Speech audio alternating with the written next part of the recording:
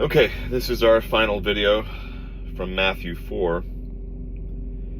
It's the fourth video that I've made today, October 22nd. However, this will be going out. You'll be getting this in your feed, seeing it in the morning of the 23rd. It's getting late this evening, and I don't think most people are going to notice it when it hits their feed, so I'm going to wait to release this for the morning. Just know that I did several videos the night before, plus one the day before that, so you can get caught up, because you may not see all of them. Given that I've made these in such rapid succession, they may not all appear in your feed. So just make sure you get caught up on those.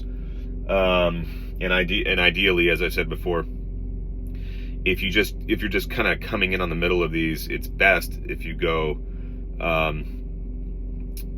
back to the first part and just work your way through the series, because if you're just coming in on part 10 or part 12 or whatever, you may hear things that sound completely insane to you, but they'll make perfect sense, or at least plausible sense. I'm not expecting you to change your mind immediately just because you heard these videos, but they'll either make perfect sense immediately, or you'll at least begin to see what that you'll be able to understand why I'm making the connections I do, if you start from part 1. So we're picking up again with Matthew 4,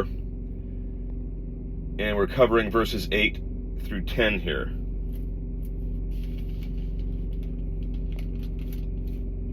All right. So, it goes like this. Again, the devil took him, Jesus, up on an exceedingly high mountain and showed him all the kingdoms of the world and their glory. And he said to him, "All these things I will give you if you will fall down and worship me."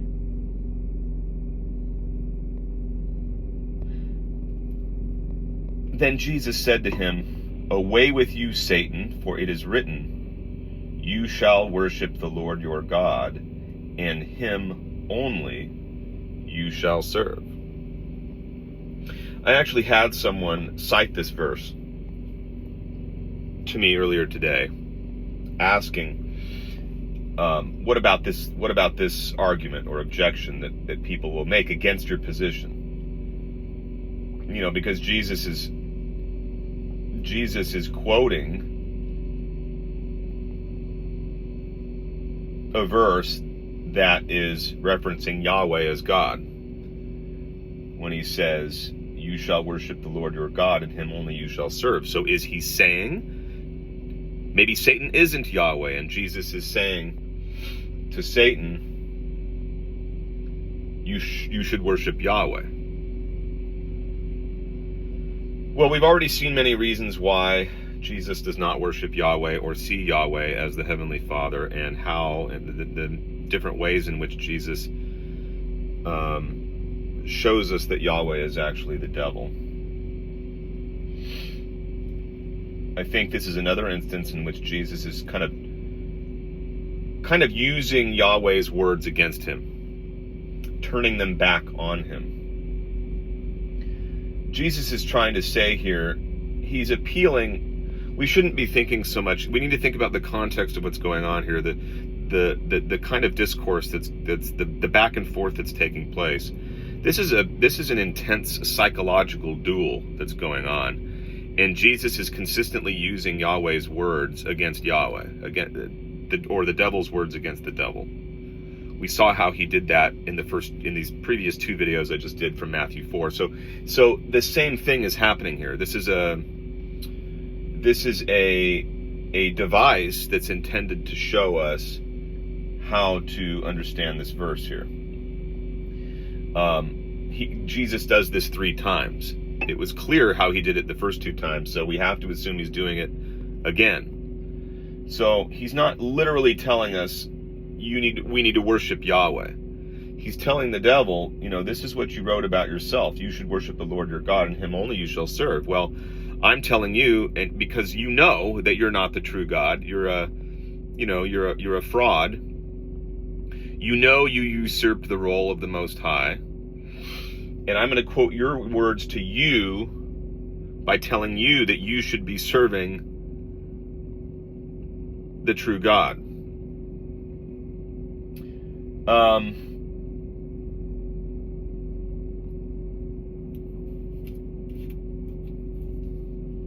Now let's reinforce that interpretation by going back here to verses 8 and 9. The devil took him up on an exceedingly high mountain and showed him all the kingdoms of the world and their glory, and he said to him, all these things I will give you if you will fall down and worship me. Now, since when did since when did Satan control all the kingdoms of the world?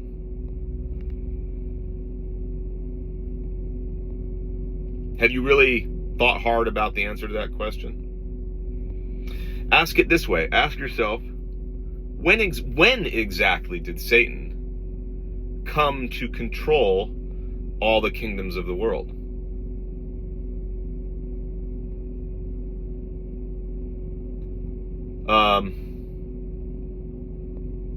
Because let me show you where Yahweh says he is the ruler of the whole world. This is in Exodus 23. In Exodus 23,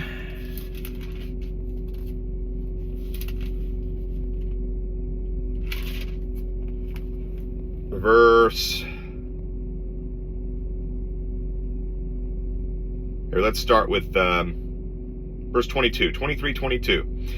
But if you will indeed obey my voice and do all I command you and keep my covenant, you shall be my special people above all nations, for the whole earth is mine, and you shall be a royal priesthood and a holy nation.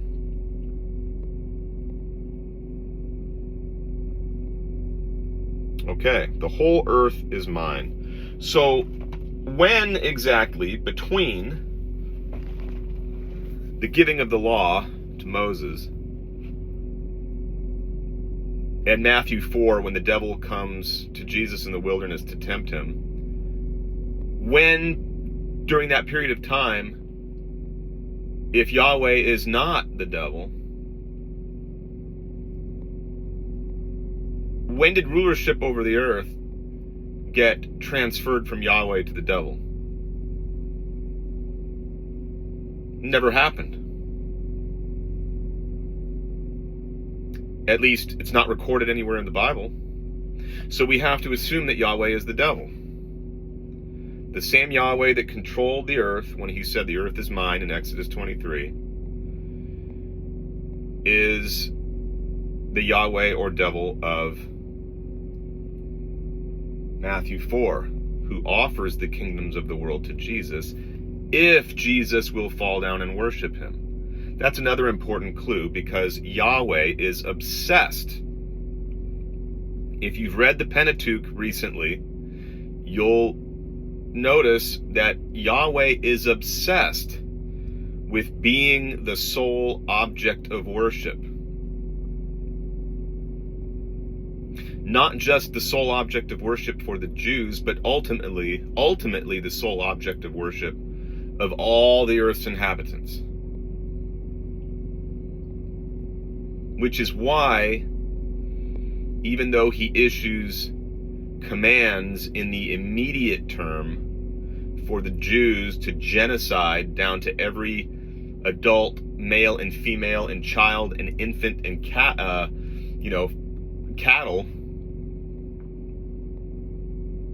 sheep, goat, cow, whatever,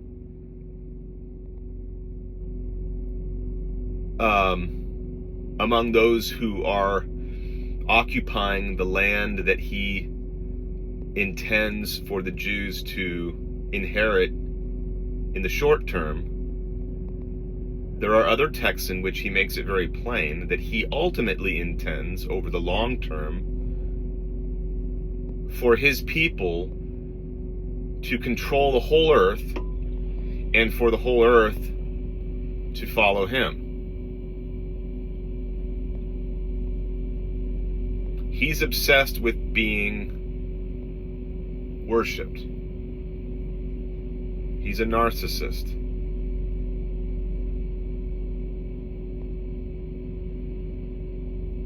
He's a jealous God. That's why he demands our worship. He needs our worship.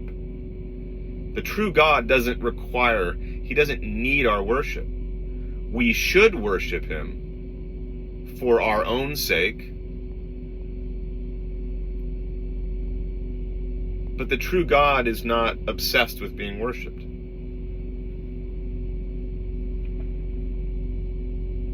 All right, so that's all for this one,